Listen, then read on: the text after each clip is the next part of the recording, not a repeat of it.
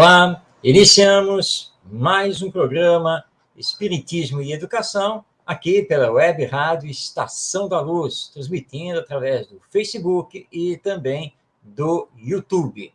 Que Jesus, nosso Mestre, a todos nos abençoe e que possamos, até o final, estarmos aqui envolvidos em vibrações de paz e de amor. Seja muito bem-vindo, seja muito bem-vinda e não esqueça de fazer sua participação no nosso programa. Você pode fazer isso, né, tanto pelo WhatsApp, tanto pelo Facebook, quanto pelo YouTube. Os números aí do WhatsApp estão aí na sua tela para que você envie sua pergunta, faça seu comentário, dê o seu boa noite. Enfim, a participação está liberada. Conosco aqui, fazendo a dupla do nosso programa, nosso querido Ronaldo Gomes, com a sua saudação. Muita paz, saúde a todos, que Jesus nos abençoe, que possamos, em Marcos, ser apenas o intérprete dos nossos próprios anseios, seguindo a vontade e a verdade que vem de Deus. Gratidão a todos. Participem. Isso aí, muito bem. O tema de hoje é a educação e a preparação para a vida. O programa é espírita, nós somos espíritas, falamos com base nos princípios do espiritismo, conforme codificados por Allan Kardec. E, portanto, quando falamos em preparar para a vida, nós não podemos nos situar apenas e tão somente o pensamento na vida terrena, material, porque sabemos que existe uma vida futura, que a vida continua após a morte. Então, é disso que nós vamos tratar. E como utilizar, então, a educação para preparar não apenas as novas gerações, mas a nós mesmos para a vida terrena, material e para a vida espiritual que nos aguarda de retorno. Agora, para puxar aqui o nosso bate-papo, Allan Kardec, lá na questão 685A do Livro dos Espíritos, no comentário que ele faz à resposta dos Espíritos, no último parágrafo, Allan Kardec lança uma pergunta. E nós vamos utilizar a pergunta de Kardec para começarmos aqui a nossa conversa sobre a educação e a preparação da vida. Vamos recordar, então, aqui a pergunta de Allan Kardec. Ele está falando, então, da importância da educação moral, formação do caráter, etc. E aí ele lança a pergunta. É a seguinte, abrindo aspas. Considerando-se a aluvião de indivíduos que todos os dias são lançados na torrente da população, sem princípios, sem freio e entregues a seus próprios instintos, serão de espantar as consequências desastrosas que daí decorrem? Bem, e aí, Ronaldo, a educação pode corrigir esse verdadeiro desastre que Allan Kardec consigna, que aponta aqui na sua pergunta? Olha, eu vou na 914. Opa, vamos lá. Vamos lá? Vamos. Já estou abrindo aqui. 914. Ele pergunta aos espíritos assim: fundando seu egoísmo no sentimento do interesse pessoal, difícil parece extirpá-lo inteiramente do coração humano. Chegar-se-á a consegui-lo? Bom, ele coloca aqui o egoísmo, porque na 913 ele pergunta, dentre os vícios, qual se pode considerar um radical.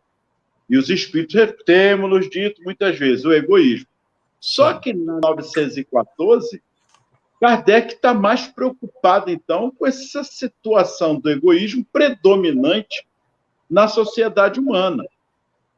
E os espíritos dão uma belíssima resposta. Será que eu me antecipei alguma coisa, Marcos? Posso prosseguir? Não, vamos lá. Você vai ler a resposta dos espíritos? Você quer ler, então? Pode ler. Não, tudo bem. Então, deixa eu ler. Você leu a pergunta, eu vou responder. Você é Kardec, eu sou o espírito. Vamos lá. Então, eles responderam o seguinte. À medida que os homens se instruem acerca das coisas espirituais, menos valor dão às coisas materiais. Depois, necessário é que se reformem as instituições humanas que o entretêm e excitam. Isso depende da educação. E o tempo todo, em todas as nossas transmissões que nós fazemos, falamos justamente no processo da educação que toda a sociedade, as instituições escolares de educação precisam, de fato, preconizar, praticar em suas instituições, com os seus educadores, professores, como queiram chamar, mestres, essa transformação na educação, que é a base de uma sociedade, que não é apenas a instrução, mas a educação moral, a educação dos valores, a humanização que está faltando em nossa educação, desde os seus princípios, que vem lá do ensino fundamental, do ensino básico, vamos colocar assim, vem lá do ensino fundamental, ensino médio, e daí doravante, seguindo as esferas superiores da educação. O que você acha disso, Marcos? É isso aí, Ronaldo. E antes de entrarmos nessa questão da escola e o ensino fundamental, a educação básica, como você colocou, vamos primeiramente colocar a família nessa questão aqui de combater o egoísmo, que preparar para a vida. Preparar para a vida não é dizer ao filho ou à filha, né, dizer assim, seja esperto, não deixe ninguém passar você para trás, hein? Olha lá, o que é seu. Não deixe os outros pegarem, não. Não vê que essa história aí de compartilhar, não, porque, as coisas são caras e não é fácil conseguir tudo, não. O mundo é dos espertos. Isso aí, o mundo é dos espertos. Tá? Ora, nós estamos com esse tipo de fala, né, dentro do lar, nós estamos mantendo o egoísmo. Estamos levando o espírito que está reencarnado ou a manter o seu egoísmo, se ele ainda está trazendo essa carga muito grande, ou até crescer nesse egoísmo. Né? E ele começa a agir de uma forma individual. E aí entra a escola, que, infelizmente, muitas vezes, reforça isso. Professores, que também, por sua vez, são egoístas, conversam com seus alunos, ou quando acontece alguma coisa, e dão lições de egoísmo a eles. Aí chega lá para um aluno, vem cá, vê se você fica esperto, não seja bobo, não. Tá? Devolve na mesma moeda. Tá? Você fica aí chorando pelos cantos que pegaram o seu lápis, que isso, que aquilo, faz a mesma coisa. Isso acontece. Né? Não venham aqui professores dizer que isso não acontece, porque acontece. Nós teríamos aqui N casos para contar dentro das escolas. Então, nós estamos vendo os dois grandes institutos de educação do ser humano, tanto fomentando quanto mantendo o egoísmo. Aí vem a pergunta que Kardec fez, né, na questão 685A. Ora, diante disso, é de se espantar, é de se ficar espantado com as consequências disso na sociedade humana? Para nós refletirmos, né, Ronaldo? Com certeza, aí que entra a chave, porque ele fala aqui, olha só, de duas perguntas aqui, duas passagens do Livro dos Espíritos, nós estamos fazendo aqui uma junção das duas. Olha que interessante. Só que ele é mais profundo. Ele fala que quando o homem, né, se instrui acerca das coisas espirituais, que é um outro princípio que devemos levar em consideração, que é o aspecto da vida espiritual. E é também um processo de educação. Quando ele começa a levar essa crença, essa aceitação de ver o aspecto espiritual da vida futura, menos, ele diz aqui, menos importância vai dando, menos importância ele estará dando às coisas materiais. O que vem ser um processo de educação. Só que a família, como você colocou bem, é a base, o alicerce, juntamente com a escola, que a escola são núcleos familiares que estão ali, A faculdade são núcleos familiares, de famílias que estão ali, mas como está sendo a educação espiritual dos valores, do reconhecimento da vida futura? Olha, são dois aspectos importantes que os espíritos colocam aqui, mas que ele deixa claro que isso depende da educação. Que educação espiritual também eu estou despertando nos meus filhos ou em mim mesmo? A empatia, o que o mestre nos ensinou a amar ao próximo como a si mesmo, são indagações que nós vamos fazendo ao longo de nossas vidas e vendo que a sociedade já se transformou muito. Nós não estamos aqui criticando, até porque a evolução é um processo, a educação também é um processo. Mas nós vemos grandes avanços. Não é isso, Marcos? Nós estamos vendo os grandes avanços. Sim, os avanços existem. Né? Quero agradecer aqui ao nosso Tavares, que está aí na técnica, ele está colocando aí na tela, para quem não está entendendo exatamente o que está entrando, mas que são as atividades promovidas pelo IBEM Educa. O IBEM Educa é uma organização não governamental, sem fins lucrativos, tanto eu como o Ronaldo pertencemos ao IBEM Educa, estamos já iniciando o 23º ano de trabalho do IBEM Educa. Então, é isso que está aparecendo aí na tela, quanto às atividades, os endereços, WhatsApp, etc., para quem quiser conhecer. Mas voltando, então, Ronaldo, ao que você estava colocando, essa questão, então, que os espíritos respondem aqui, né, que é preciso que os homens se instruam acerca das coisas espirituais. Aí muitas pessoas já devem estar pensando, tenho que dar uma religião para os meus filhos, né?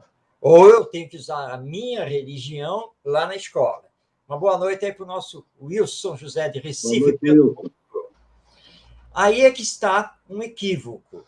Ora, trabalhar a espiritualidade do ser humano não quer dizer necessariamente que tenhamos que trabalhar alguma doutrina religiosa, ou seja, alguma religião. Não, nós estamos falando aqui de trabalhar a espiritualidade. Como é que nós podemos fazer isso? Ora, por exemplo, vamos olhar aqui a escola.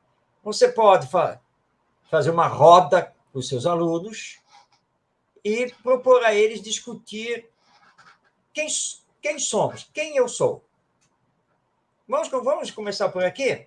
Vamos parar um pouquinho hoje aqui. Hoje nós vamos tentar responder uma pergunta. Quem eu sou? Agora, podemos tentar responder uma outra também. De onde eu vim? O que eu estou fazendo aqui no mundo? Para onde eu vou? Vamos conversar. Você não está levando religião. Você está provocando o pensar sobre si mesmo. Nunca parei para pensar nisso. Quem eu sou? O que eu estou fazendo aqui no mundo? Será que existe a alma? Deixa de existir a alma?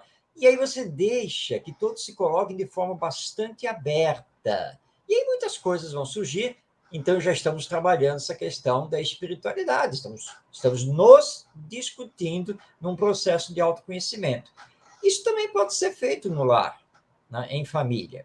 Agora, você tem uma religião, quer dizer, os pais têm uma religião? Sim, é natural que vão ofertar, que vão mostrar a sua religião aos filhos. Mas cuidado, não se deve impor.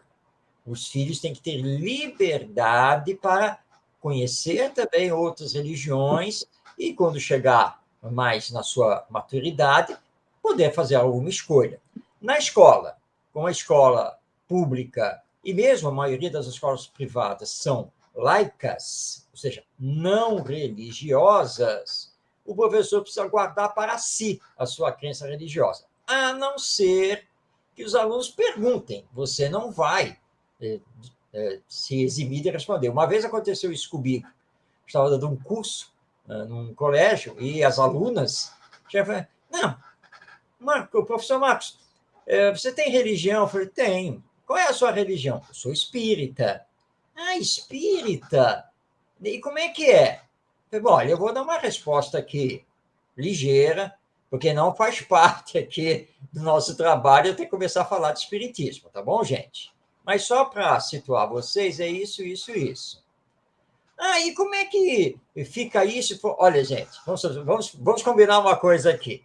Quando der o intervalo, ou no outro dia, mais cedo, quando eu chegar no pátio, eu estou ao dispor para conversar com vocês sobre o espiritismo, caso vocês queiram. Mas aqui dentro da sala de aula, eu não posso fazer isso. Tá bom, minha gente? Tá?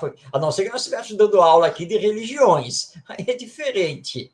Mas não é o caso, o curso não tem nada a ver com isso. Então, tudo bem. Então, os alunos sabem que você é espírita, que você é católico, protestante, etc. Não tem problema nenhum.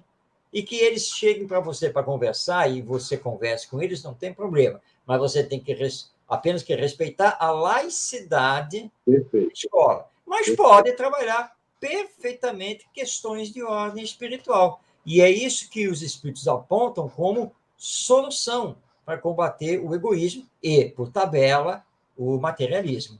Perfeito. Agora, Marcos, ele coloca uma coisa aqui importante sobre esses aspectos, né, que os homens instruem acerca das coisas espirituais, mas ele diz assim, depois necessário é que se reformem as instituições humanas que o entretêm e excitam. Isso é verdade. Na política, então, nós observamos isso. Essa incitação de que as coisas são certas está dentro da lei. E, realmente, muitas coisas estão dentro da lei, mas que é uma lei, como tantas outras, arbitrária, que não envolve a coletividade, mas sim grupos de interesses. Nós estamos aqui comentando isso, Marcos, porque as instituições, ao longo do tempo, por exemplo, a guerra. Vamos fazer isso, vamos enforcar fulano de tal, porque está na lei daquela época, mas arbitrária, porque são imperadores, são imperialistas, são ditadores que formam as leis da época, levando bem em consideração isso, mas que são totalmente desumanos. Então, essas entretêm e excitam o que é, senão o egoísmo que precisa em nós, através da visão espiritual do futuro, da vida futura, e também com a educação dos valores. É verdade, Ronaldo. Seria a mesma coisa, né? Que, por exemplo, né, eu chamasse você, né, eu sou um industrial, né, sou um capitalista, empreendedor, aí chamasse você para trabalhar na minha empresa, diz assim, olha, seu salário é o salário mínimo.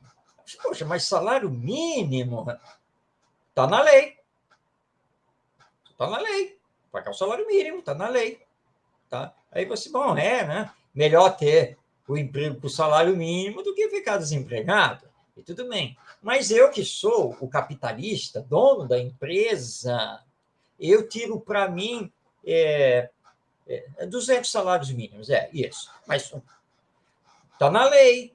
Eu não sou o dono. Eu sou o dono, eu faço o valor da minha retirada, o meu prolabore. Ninguém tem nada que questionar isso.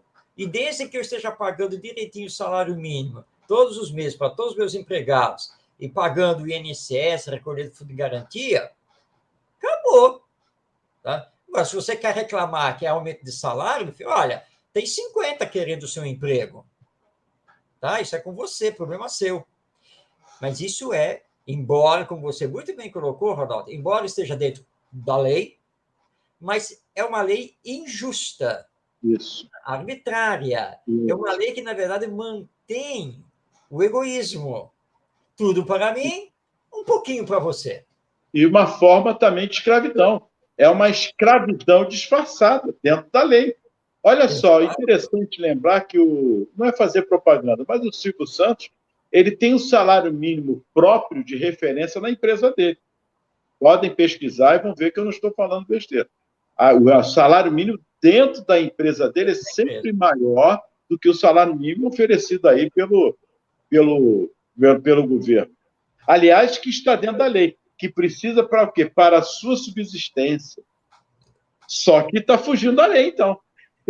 Que o salário mínimo está fugindo justamente dessa lei.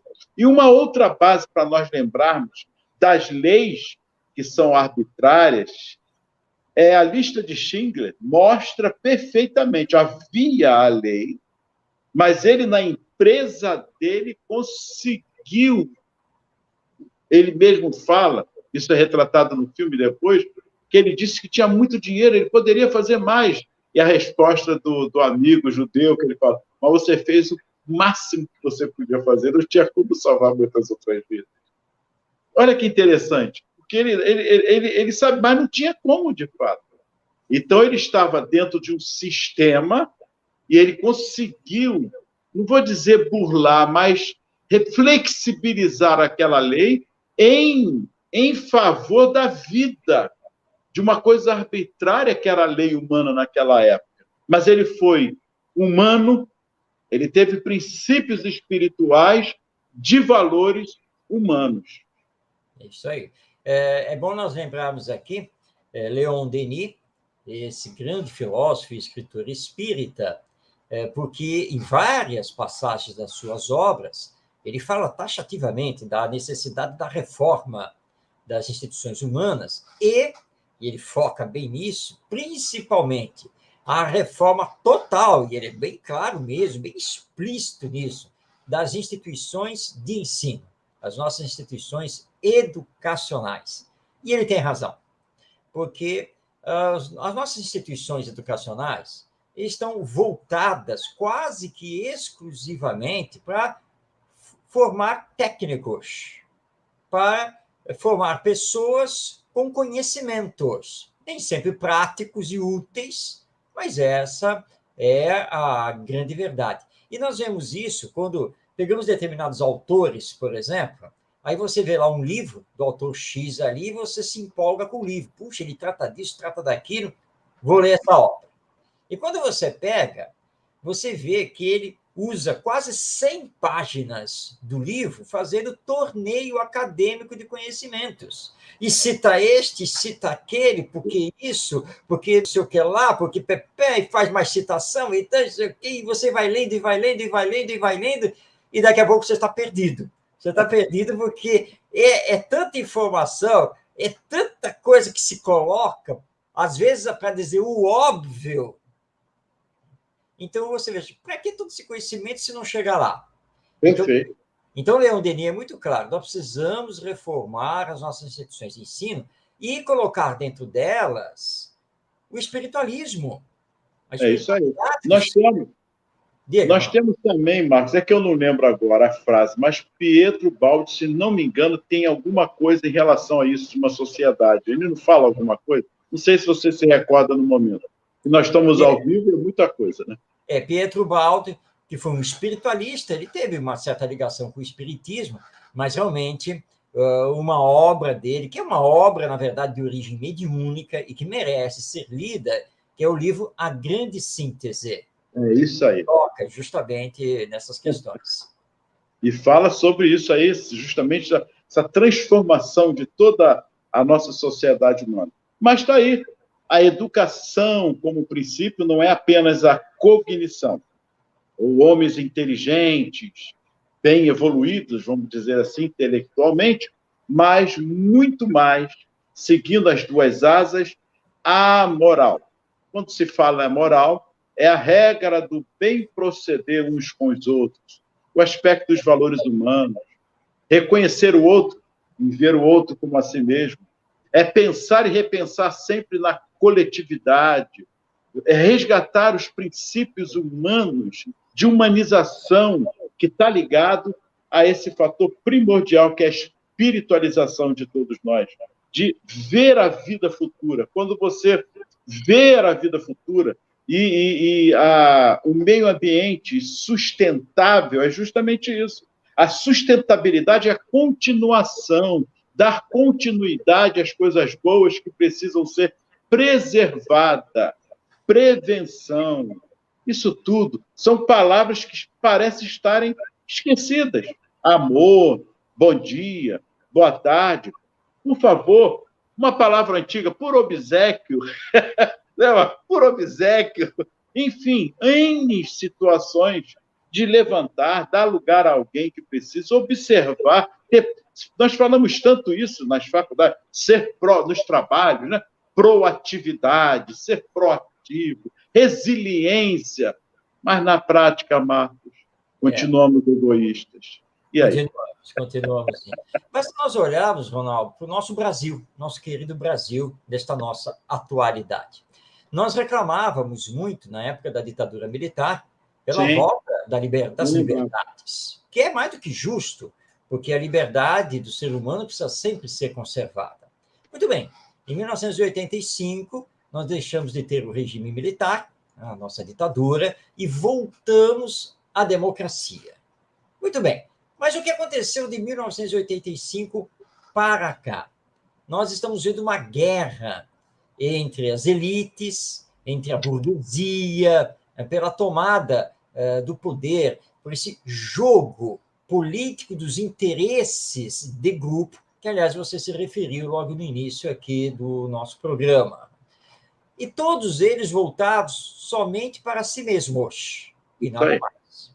Então, nós vimos que o nosso país foi assolado, e essa que é a verdade, por um grande e profundo esquema de corrupção, de desvio de verbas, de escândalos e aumento progressivo da pobreza e da miséria no nosso país, apesar de determinados avanços em várias áreas. Ora, por que isso ocorre?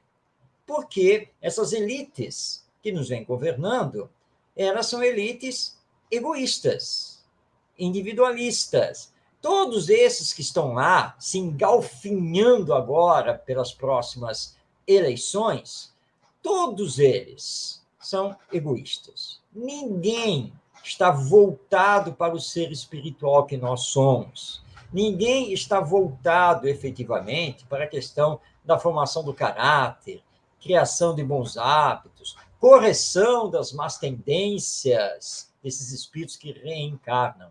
Quando se discursa sobre educação, na verdade, não se fala sobre educação. Se fala novamente em reformar a escola, em mudar currículo, em fazer isso e fazer aquilo, aumentar as verbas. Isso é muito importante, viu, Ronaldo? Aumentar as verbas, porque aí dá para desviar mais. Nós estamos apenas fazendo uma colocação aqui que é uma verdade, é uma realidade. Por isso os espíritos nos chamam aqui a atenção nessa questão muito importante que é a 914 do Livro dos Espíritos, dessa necessidade da reforma das instituições humanas que entretêm o egoísmo. Então, nós precisamos alterar as nossas leis, precisamos alterar a estrutura organizacional dessas instituições e precisamos fazer uma reforma muito firme, muito forte e profunda nas nossas escolas, que precisam voltar para a educação, da qual elas estão divorciadas. Não é mesmo, Ronaldo?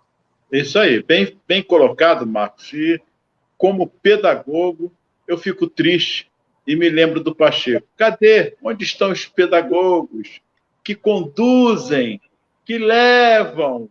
Onde estão? Para debaterem, fazerem um grande debate neste momento sobre a educação que precisamos levantar. E não apenas vir com determinações já prontas, sem um grande debate, com a base que são os professores, são os pais, que precisam ser ouvidos. Isso, cada realidade, cada região tem a sua especificidade, cada um precisa, aspectos culturais que estão envolvidos. São muitos debates que precisam. Através do debate, através das discussões, é que vão nascendo as luzes. Nós precisamos criar esse diálogo. E a educação é isso. Debate. Kardec fez isso, perguntava e mais perguntas para sanar as dúvidas, mas com as soluções, buscando soluções. E o que nós vemos são apenas determinações que não levam a nada a não ser os interesses imediatistas, sem a visão da coletividade, pensando no outro e pensando, de fato, no ser humano como um todo. Bem, Marcos, estamos aí as nossas perguntas. Vamos a elas? Vamos a elas, sim, e com as perguntas podemos aprofundar ainda mais, né, o que nós estamos conversando, não é? Olha aí as nossas informações, né, do IBEM Educa, está aí o telefone para fazer as inscrições, e busquem lá no canal no YouTube, Marcos Gemário, o IBEM, enfim. Está aí as nossas informações que nosso querido Tavares está aí colocando. Vamos às perguntas? Já temos perguntas no ar, então vamos a elas. Vamos lá, Tavares, pode colocar a primeira pergunta. É isso aí. Vamos a elas. Rejane, São Paulo, Marcos. Qual é a importância dos pais na educação moral das crianças? Muito bom. Muito bom, Rejane. E não resta nenhuma dúvida quanto a essa importância máxima, né? Importância realmente total. Porque os pais são os primeiros educadores do espírito reencarnante, agora filho. Então, os pais precisam exercer a sua função de educadores dessa essa alma imortal, que possui todo o potencial divino em si, mas potencial que precisa se desenvolver, e que necessita agora, durante seu período infantil, das boas influências, das boas orientações dos pais. E, principalmente, como você colocou aí na pergunta, do ponto de vista moral. Essa palavra estremece muitos educadores, não é? Muitos educadores ficam estremecidos. Ah, mas moral? E querem começar a fazer um debate começando lá em Sócrates. Nem eu, nem o Ronaldo vamos fugir desse debate. Se quiser debater, nós vamos debater. Mas, para o espiritismo, moral é simplesmente a prática do bem, pensando sempre nos outros. Isso é moral. Ou seja, então, moral é você fazer o bem. Ah, mas o que é fazer o bem? Fazer o bem é você pensar nos outros e nunca prejudicar ninguém. Porque o bem só é o bem quando faz bem para todos. E os pais precisam ensinar isso aos seus filhos. Agora, não se ensina apenas através de livros, de contação de histórias, de sermões, de castigos. Não. Você vai ensinar principalmente pelos próprios exemplos. É isso que precisa fazer. Imaginemos a seguinte situação no lar, com filho presente, porque os pais às vezes esquecem que os filhos ouvem, pensam, raciocinam, sentem, os pais esquecem. E, desandam a conversar entre si, esquecidos que os filhos estão lá ouvindo tudo. Eu vou dar um exemplo prático aqui. Digamos que a esposa, conversando com o seu esposo, diz assim, vem cá, você vai dar carona amanhã para o Ronaldo? Não, acho que não, porque ele não me falou nada, não. Mas você não sempre dá carona para ele quando você sai? Não, normalmente sim. Mas como ele não me pediu, então ele não me falou nada em relação a amanhã, eu acho que não, né? Então, mas e se ele precisar de você? Mas aí é problema dele. Ele que me manda um zap, faz qualquer coisa aí, né? Porque se eu sair amanhã cedo e ele não estiver lá e não me fazer contato nenhum comigo, vou embora. Tá? É problema dele. Que se vire. Tá? Porque ele está pensando que é carona assim. Né? Mas não é seu amigo? Não, é meu amigo. Claro que é meu amigo. Não resta nenhuma dúvida. Mas eu não vou agora ficar mandando mensagem para ele, ligando para ele para saber se ele vai querer minha carona amanhã ou não. Problema dele. Os filhos estão ouvindo. E o que esse pai está revelando agora? Egoísmo. Não é? Um individualismo total. Tá? Aí vamos lá na casa do Ronaldo agora. Vamos ver qual é a cena lá na casa do Ronaldo. O Ronaldo está batendo papo e a esposa dele pergunta assim, vem cá, o fulano, você vai com ele amanhã cedo para o trabalho? Olha, sinceramente, eu não sei se ele vai me pegar amanhã. Vocês não conversaram hoje lá? Não, sobre isso não. Liga para ele, né? Então, agora, para combinar. Eu não. Se ele não falou nada para mim, eu é que vou ligar para ele? Eu não vou ligar para ele coisa nenhuma. Se ele vai me levar de carona, ele que me avise. Né? Então, você veja, de um lado, tem que, se ele não falou comigo, problema dele. Mas agora, do outro lado, a situação é exatamente a mesma. Se ele não falou comigo, também não sou eu que vou falar com ele. E os filhos estão assistindo essas cenas, que são cenas de puro individualismo egoísta. Agora, como que você vai conversar agora com o seu filho? Porque, vem cá, filho, precisamos conversar. Olha só, lá na escola, você precisa aprender a compartilhar também as suas coisas com seus colegas. O filho deve, assim, arregalar os olhos, olhar para o pai, olhar para a mãe, como é que é? Como é que é? Eu preciso compartilhar as minhas coisas com meus colegas? Mas e vocês? Que não fazem isso com seus amigos, nem com os familiares, é melhor nós nem conversarmos aqui hoje. Tá? Então, cuidado. A educação moral começa no lar e ela é totalmente dependente dos pais, que precisam observar os seus filhos, corrigir as más tendências de caráter que, porventura, eles possuam, alicerçar as virtudes, dar bons exemplos. Então, os pais são da máxima importância na educação moral das crianças para que se tornem depois homens e mulheres de bem. Marcos, eu gostaria de dar apenas uma palavrinha que você prosseguisse. Porque a moral, como você confirmou aí, e é verdade, assusta. Só leva a moral e eu não quero assunto. Quem é você para falar comigo? Mas, peraí, o que é moral? Então, a moral, vamos repetir, é uma regra de bem proceder uns para com os outros. Não é santidade, é pensar e tentar cada dia se esforçar a fazer o bem. Exato. É o princípio básico da gente. O que nós estamos falando é isso. Uma coisa da moral, uma dos princípios da moral é justamente o seguinte: caramba, eu hoje não fui correto com o Marcos. Eu falei dele com uma fulana ali, não fui correto. Eu tenho que falar isso com ele. Marcos, tudo bem? Tudo bem. Eu sei que você vai ficar chateado, Marcos, mas olha, hoje eu fui um fofoqueiro. Errei. Você pode até ficar chateado. Não, Ronaldo. Aí o Marcos, não, realmente eu não aceito isso. Não, mas eu fico feliz porque eu falei com você. Eu errei, acabou. Eu não tenho que me dar desculpa a você, não. Errei, estou aqui colocando para você. Aí você vai embora, eu vou embora, acabou. Bom, fiz a minha parte, porque realmente eu errei. Uhum. É moral ou não é moral, Marcos? O que você me diz disso? Sim. Rapidinho, uma coisa rápida. Essa é a atitude correta, né, em que você reconhece o erro, vai pedir desculpa, vai confessar o erro, pedir desculpa. Obviamente que o outro pode aceitar ou não, mas aí é com o outro. Você fez a sua parte. Agora, o que é que você vai fazer a partir desse pedido de desculpa, desse reconhecimento? Você vai se trabalhar para não errar novamente, né? Para não fazer a mesma coisa. É o que Jesus disse.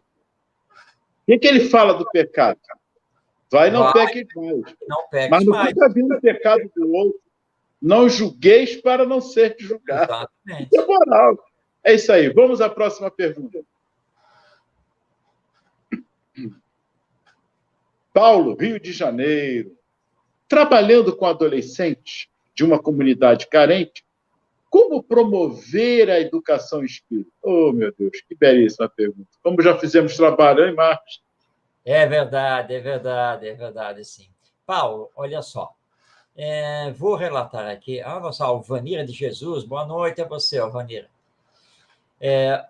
Paulo, vou aqui citar certa ocasião, fora do Rio de Janeiro. Eu fui convidado para trabalhar justamente com adolescentes numa instituição que trabalhava o projeto Jovem Aprendiz. Essa instituição ficava numa comunidade carente de uma cidade do interior, e eu logo fui alertado que a instituição em si ela não era religiosa, embora seus dirigentes fossem espíritas e mantendo aquela instituição. Mas por conta do próprio projeto Jovem Aprendiz, não se podia trabalhar a religião. Tudo bem, e lá fui eu fazer toda uma atividade, foi uma atividade de dia inteiro com os adolescentes. Bom, ciente então que eu não podia entrar no espiritismo, e eu comecei então a conversar, eu levei uma série de atividades para realizar com eles, para fazer uma espécie de oficina, algo bem dinâmico, mas essas atividades levando-os a pensar sobre a vida. Agora, para pensar sobre a vida, você precisa pensar sobre si mesmo. E eu aproveitei uma cena que aconteceu ali, porque na época, né, aí eu peguei, eu levei uma máquina fotográfica. E aí disse assim, ó, gente, não dá para eu coordenar o evento com vocês e, ao mesmo tempo, fotografar o evento. Então, eu quero que vocês escolham alguém aqui dentro, entre vocês, que vai ser o responsável de ficar com a máquina e fotografar e filmar o evento, ok? E eles se empolgaram, né? Quer dizer, eu acreditei neles, né? Eu estava dando a responsabilidade para eles. E elegeram lá um colega deles lá. Aí ele pegou a máquina, tá, não, eu sei mexer, pode deixar e tal, tudo bem. Tá ok. E ele, então, eu continuei o evento e ele todo empolgado, tirando foto. Eu estou olhando para ele, estou vendo que ele está lá empolgado, tirando foto dos colegas, não sei o quê. Aí eu parei o evento, eu falei, ô, meu fotógrafo, por favor, aí, uma palavrinha com você, meu fotógrafo. Olha só, você é o fotógrafo do evento, entendeu? Você não é o fotógrafo dos seus amigos dentro do evento, entendeu? Outra coisa, se você não tirar pelo menos uma foto minha, como é que eu vou provar que eu estive aqui? Ah, é? Não, desculpa, essa. Tira as fotos de forma geral, pega alguns ângulos, ok? Mas não esquece, né, que você está fotografando o evento, você está registrando o evento. Você não pode pensar apenas em você mesmo e nos seus colegas aqui dentro, no seu grupo de amigos aqui dentro. Tem que pensar em todo mundo, certo? Ah, não, não falou, falou. E aí isso gerou um debate, uma conversa sobre essa questão, né, do individualismo, né, e da coletividade, o pensar no coletivo. Então, você não entra em nenhum aspecto de doutrina religiosa, seja qual for, mas você, utilizando questões da própria vida, leva-os a pensar nessas questões mais humanizadas, mais espiritualizadas. Você é espírita, então você vai trabalhar a educação espírita, mas não explicitamente, ou seja, você não vai citar o espiritismo, os princípios do espiritismo. Até porque esses adolescentes têm as suas famílias, e tendo as suas famílias, essas famílias, possivelmente, várias delas têm a sua própria crença religiosa por parte dos pais. Então, é preciso tomar cuidado com isso, precisa respeitar a crença deles também e das suas famílias. Então, você vai trabalhar de uma forma espiritualista, mas não vai deixar de trabalhar. E questione, faça-os pensar, faça-os aprender a se colocar no lugar do outro. E você já estará trabalhando implicitamente a educação espírita. Muito bem. Próxima pergunta. A próxima. Clarice, Belo Horizonte. Como professora de escola pública, o que posso fazer para tornar meus alunos boas pessoas? Ótimo, Clarice, que bom que você está pensando nisso, né? Que você está preocupada com isso. Infelizmente, minha experiência junto ao professorado público mostra que grande parte das professoras e professores das nossas redes de ensino não tem essa sua preocupação. Aliás, mais de uma vez, eu recebi aquela clássica admoestação. Ó, o senhor está falando aí, não tem nada a ver comigo. E aí você para ouvir, né? Por quê? Porque eu sou professora. Eu não sou essas coisas todas que o senhor está falando aí. Eu me formei para dar aula aqui na escola. Sou professora de biologia. Tá? Essas outras coisas que o senhor está falando aí, de que nós temos que ser educadores, a questão de sentimentos, não tem nada a ver comigo, não. Estou aqui dentro da escola para dar aula de biologia, ou de matemática, ou de química, ou de língua portuguesa, etc. Então, nós vemos que muitos professores não têm essa preocupação de ver os seus alunos, sentir os seus alunos enquanto seres humanos, enquanto pessoas. Então, parabéns a você, Clarice, que está preocupada. Como fazer dos seus alunos boas pessoas? Clarice tem 1000 modos de fazer isso.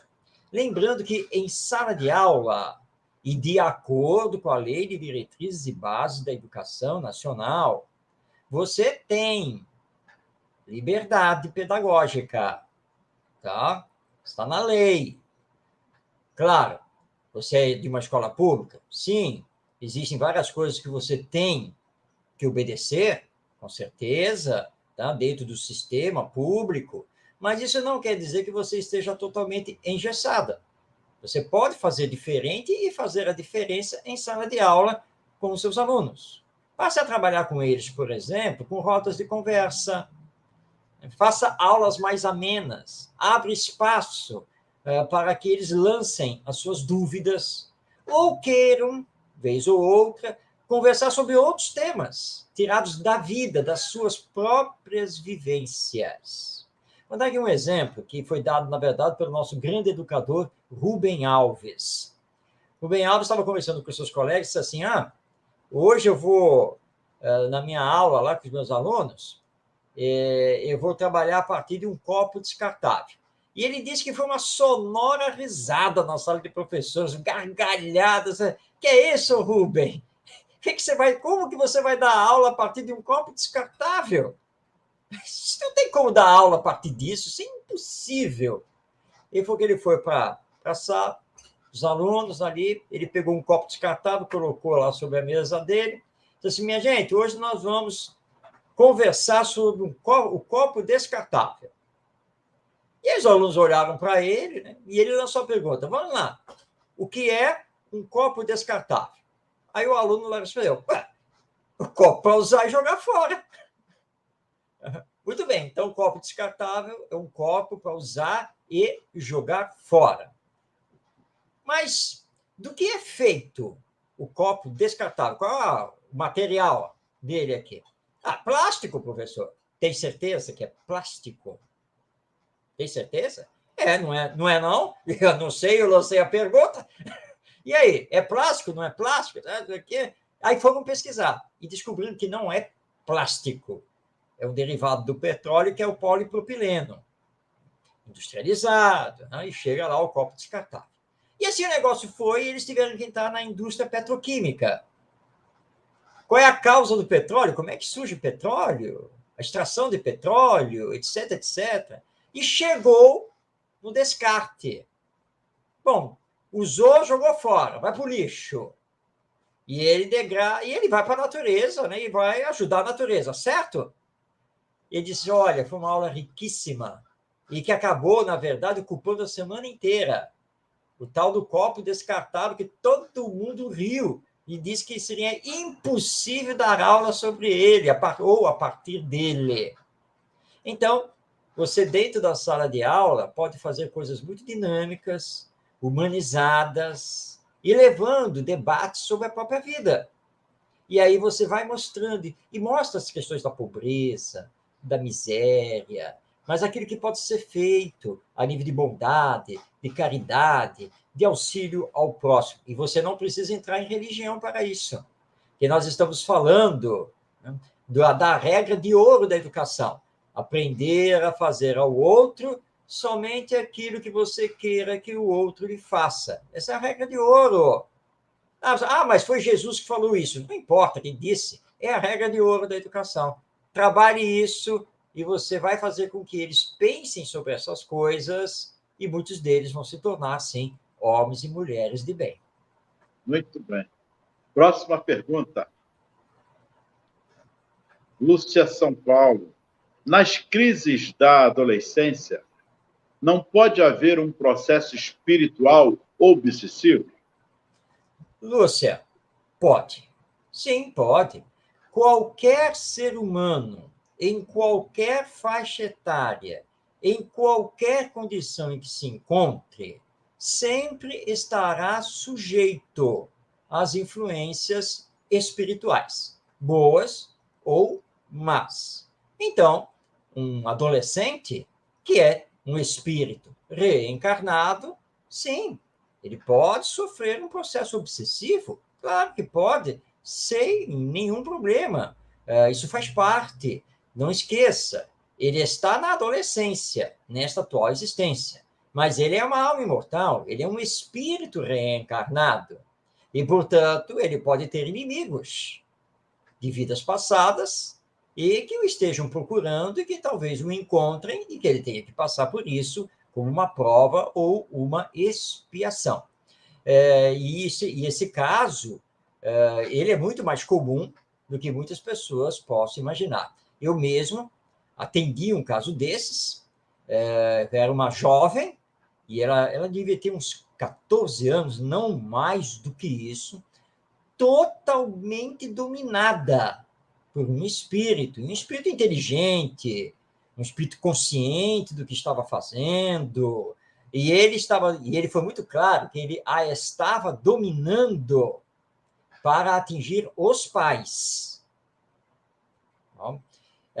Aliás, esse é um caso que o Manuel Filomeno de Miranda também nos traz, se não me engano, aqui no livro Painéis da Obsessão. Então, o adolescente pode, sim, sofrer o processo obsessivo e que o tratamento é o mesmo que nós vamos fazer a qualquer pessoa que esteja sofrendo uma obsessão. É o passe, é a água fluidificada, na reunião mediúnica, o diálogo fraterno com esse espírito, procurando esclarecer, orientar o adolescente para que ele se trabalhe para ter bons pensamentos, para que ele lembre sempre de Jesus quando sentir a influência e que está perdendo o domínio de si mesmo. É isso que nós vamos fazer com esse adolescente. Não é o caso, pelo menos na maioria, de levar esse adolescente para a reunião mediúnica. Não é isso, ele está sofrendo um processo obsessivo. Nós vamos cuidar desse processo até, se conseguirmos, eliminá-lo. O que não significa que esse adolescente depois vai se tornar médium. Isso nós não sabemos, só o tempo e a experiência vai nos dizer. Mas é possível, sim, claro, que alguma dessas crises da adolescência, alguma dessas revoltas dos adolescentes, tenham algum componente de perturbação espiritual. E se não chegar à obsessão, de qualquer maneira, no lar, os pais devem providenciar o evangelho no lar, orar, isso é muito importante. Percebeu que o seu filho está meio fora de si, está lá com um comportamento meio estranho. Primeira coisa, orar por ele, rogando aos bons espíritos a proteção. E depois, claro, o diálogo com o mesmo, para observar, saber o que está acontecendo, para saber exatamente o que fazer. Como espírita, pode levar o nome do filho adolescente lá para o centro, para as vibrações, para os...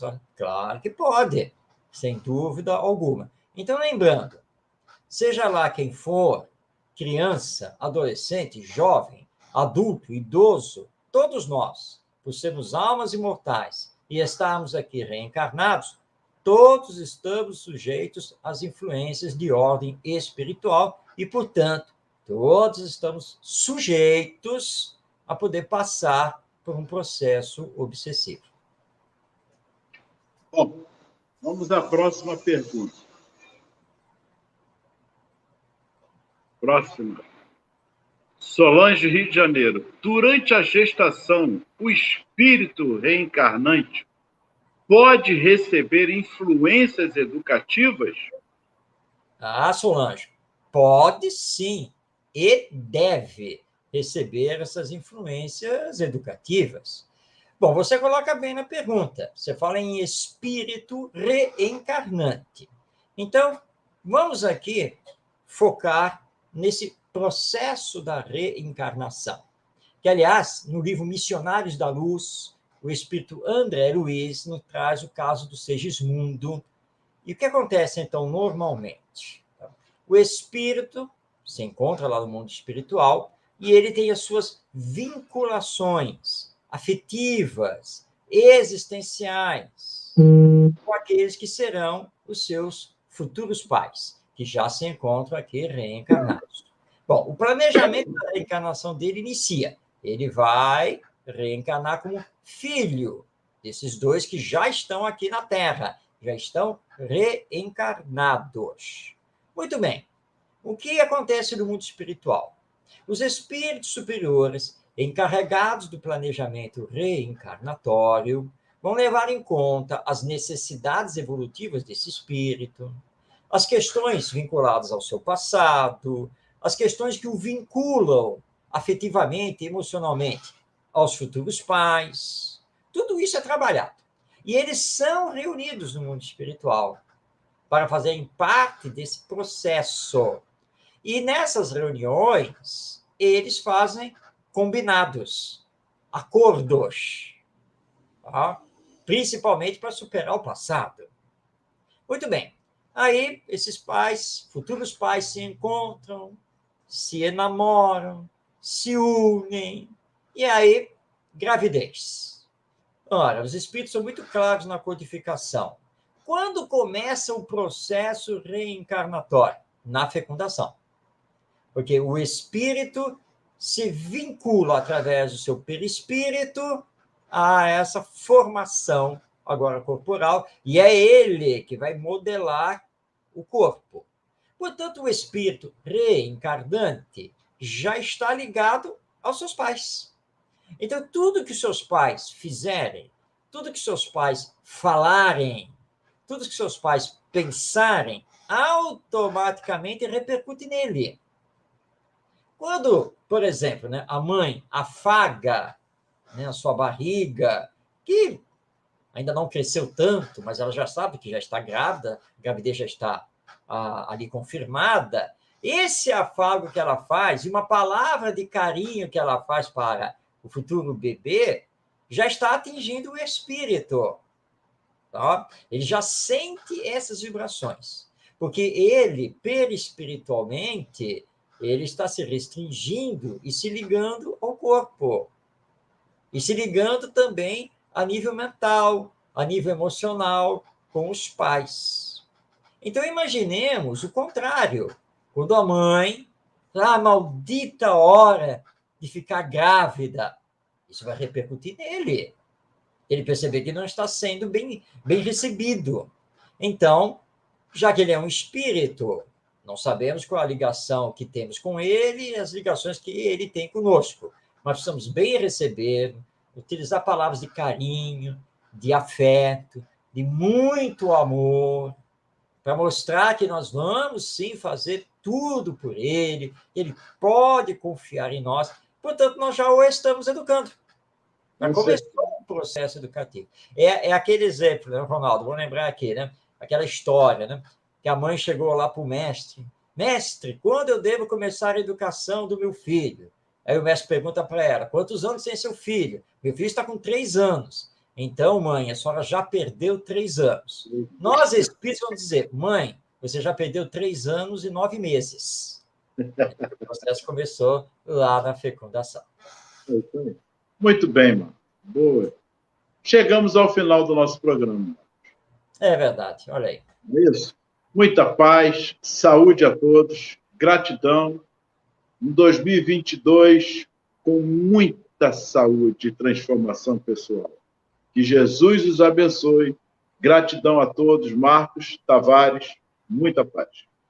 Muito bem. Então, estamos aqui no final do nosso Espiritismo e Educação, que hoje tratou, né, de preparar as nossas crianças, sejam nossos filhos, netos, sobrinhos, alunos, para a vida. A vida aqui na Terra, para sermos mais solidários, fraternos, tolerantes e éticos, e a vida que nos aguarda depois da morte, a nossa vida futura, no retorno ao mundo espiritual. Este é o primeiro programa de 2022. Que nós possamos continuar aqui com muita paz, trabalhando pelo bem do nosso Brasil, da nossa humanidade, confiando em Deus, nosso Pai, em Jesus, nosso Mestre, e nos bons espíritos, que nunca nos abandonam. Um grande abraço a você que esteve conosco, a você que ainda vai assistir o vídeo do programa lá no canal do YouTube da Web Rádio Estação da Luz, que possamos nos encontrar na próxima semana, 8h30 da noite, para mais uma conversa sobre espiritismo e educação. Um grande abraço, até o próximo encontro.